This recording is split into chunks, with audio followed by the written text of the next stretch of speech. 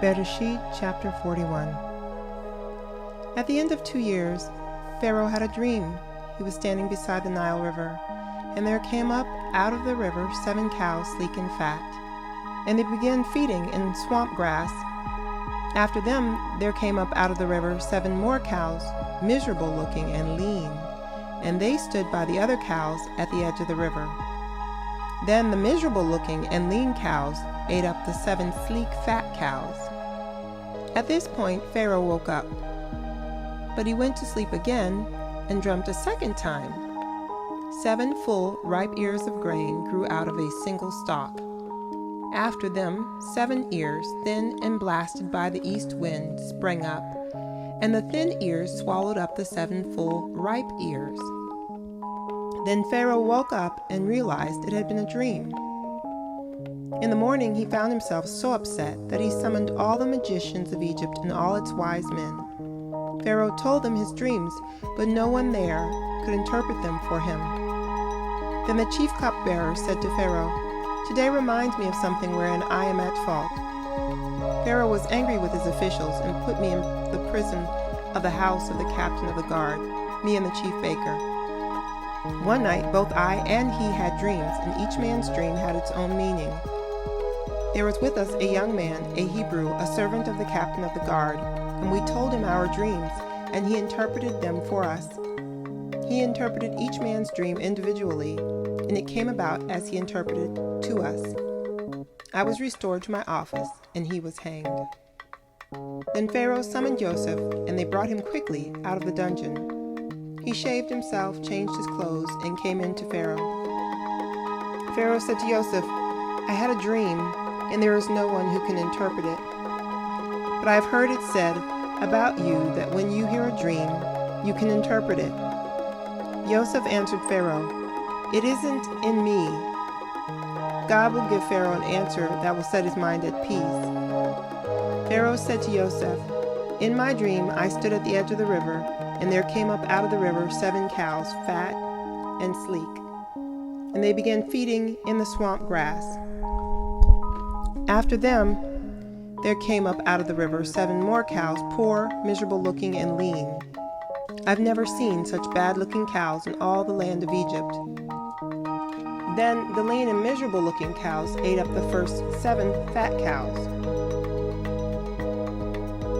But after they had eaten them up, one couldn't tell that they had eaten them, because they were as miserable-looking as before. At this point I woke up, but I dreamed again and saw 7 full ripe ears of grain growing out of a single stalk. After them 7 ears, thin and blasted by the east wind, sprang up, and the thin ears swallowed up the 7 ripe ears. I told this to the magicians, but none of them could explain it to me." Joseph said to Pharaoh, "The dreams of Pharaoh are the same. God has told Pharaoh what he is about to do.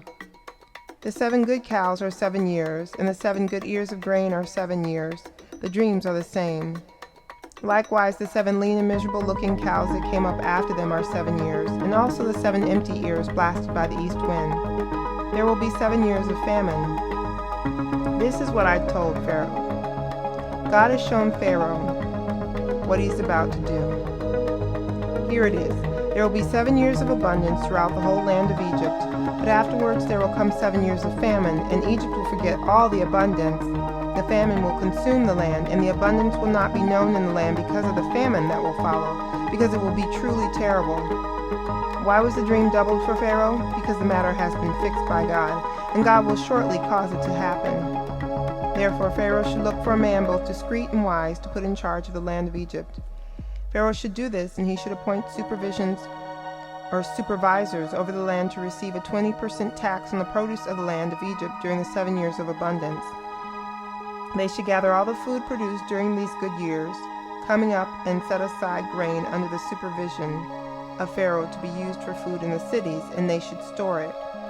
This will be the land's food supply for the 7 years of famine that will come over the land of Egypt, so that the land will not perish as a result of the famine. The proposal seemed good both to Pharaoh and to all his officials. Pharaoh said to his officials, "Can we find anyone else like him? The Spirit of God lives in him." So Pharaoh said to Joseph, "Since God has shown you all this, there is no one as discerning and wise as you. You will be in charge of my household. All my people will be ruled by what you say. Only when I rule from my throne will I be greater than you." Pharaoh said to Joseph, "Here, I place you in charge of the whole land of Egypt." Pharaoh took his signet ring off his hand and put it on Joseph's hand, had him clothed in fine linen with a gold chain around his neck, and had him ride in his second-best chariot. And they cried before him, "Bow down." Thus he placed him in charge of the whole land of Egypt. Pharaoh said to Joseph, "I, Pharaoh, decree that without your approval no one is to raise his hand or his foot in all the land of Egypt." Pharaoh called Joseph by the name Zaphnath-Paaneah, and gave him as his wife Osnat, the daughter of Potiphera, priest of On. Then Joseph went out through all the land of Egypt. Joseph was 30 years old when he stood before Pharaoh, king of Egypt. Then he left Pharaoh's presence and traveled through all the land of Egypt. During the 7 years of abundance, the earth brought forth heaps of produce. He collected all the food of these 7 years in the land of Egypt and stored it in the cities. The food grown in the fields outside each city he stored in that city. Joseph stored grain in quantities like the sand on the seashore, so much that they stopped counting because it was beyond measure. 2 sons were born to Joseph before the year of famine came. Osnat, the daughter of Potiphera, priest of On, bore them to him. Joseph called the firstborn Manasseh, causing to forget, because God has caused me to forget all the troubles I suffered at the hands of my family. The second he called Ephraim, fruit, for God has made me fruitful in the land of my misfortune. The 7 years of abundance in the land of Egypt ended, and the 7 years of famine began to come, just as Joseph had said. There was famine in all lands, but throughout the land of Egypt there was food. When the whole land of Egypt started feeling the famine, the people cried to Pharaoh for food, and Pharaoh said to all the Egyptians, "Go to Joseph and do what he tells you to do." The famine was over all the earth, but then Joseph opened all the storehouses and sold food to the Egyptians, since the famine was severe in the land of Egypt. Moreover, all countries came to Egypt to Joseph to buy grain, because the famine was severe throughout the earth.